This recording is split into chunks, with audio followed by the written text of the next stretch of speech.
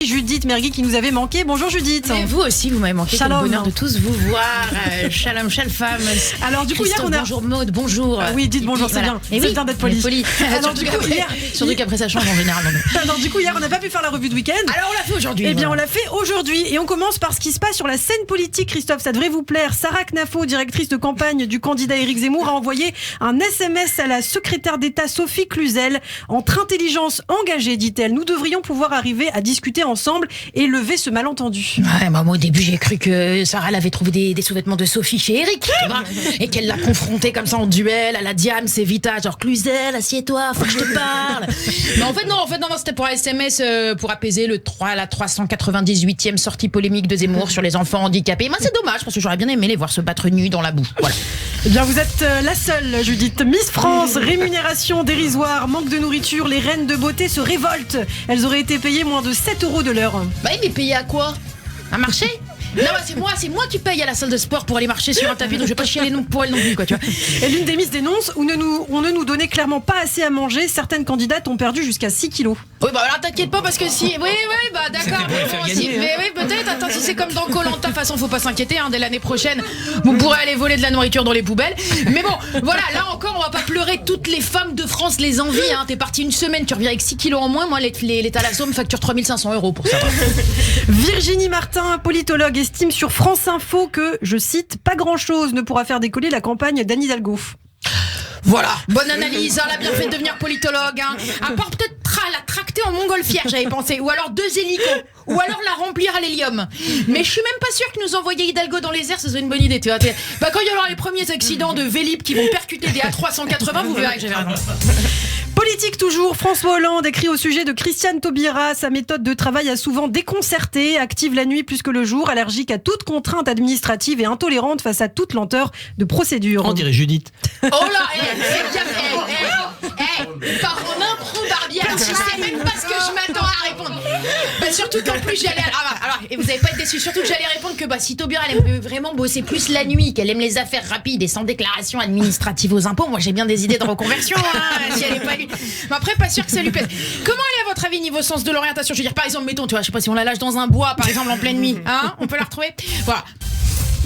Crise sanitaire avec Omicron, la fin de la pandémie en Europe semble plausible. C'est ce qu'affirme en tout cas le directeur de la branche régionale de l'OMS. Oui, bah écoutez, qui me recontacte quand on tombera des masques pour de vrai, que les boîtes de nuit auront réouvert et qu'on arrêtera de récurer le nez de môme de CE2.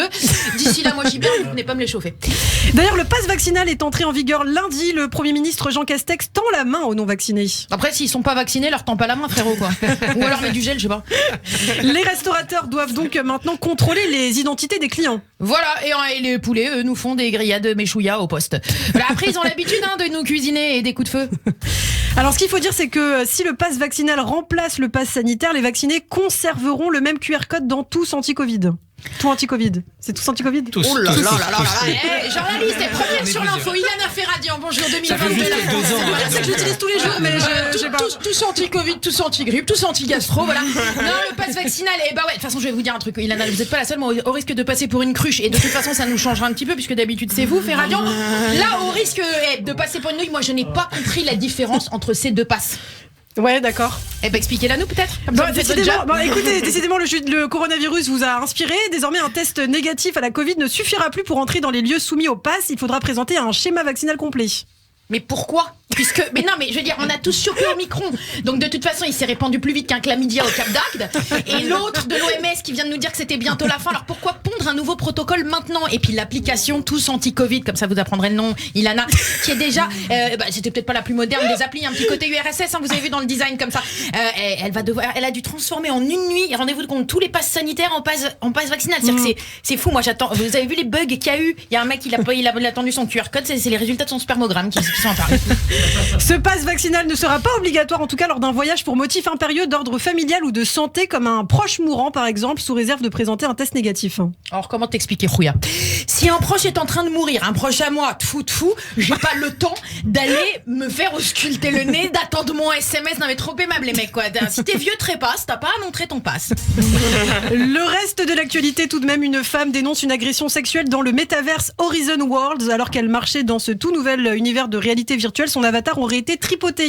Et voilà, donc ça commence. Se faire tripoter virtuellement, pour moi, ça s'appelle un fantasme. Mais bon, non, la vraie question, c'est est-ce que son avatar lui a mis un coup de pied virtuel ou réel dans les cocougnettes? C'est la question.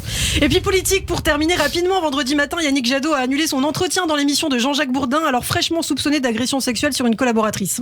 Oh, il a pris peur, Jadot? Oh, je sais pas. À mon avis, Yannick, Jean-Jacques, il les aimait avec un petit peu moins de poil aux pattes. Mais bon, après, voilà, t'as raison, on sait jamais. Ma vraie question, la seule, la vraie, c'est vous, Barbier. Quand est-ce que vous comptez m'agresser? Voilà, prévenez-moi que je me parfume. Ça va pas la tête. Merci beaucoup, Judith Mergui, qu'on retrouve au quotidien sur Radio J, qui vous fait des misères, Christophe Barbier. Tout de suite, votre invité, Maude Bréjon, porte-parole de La République En Marche.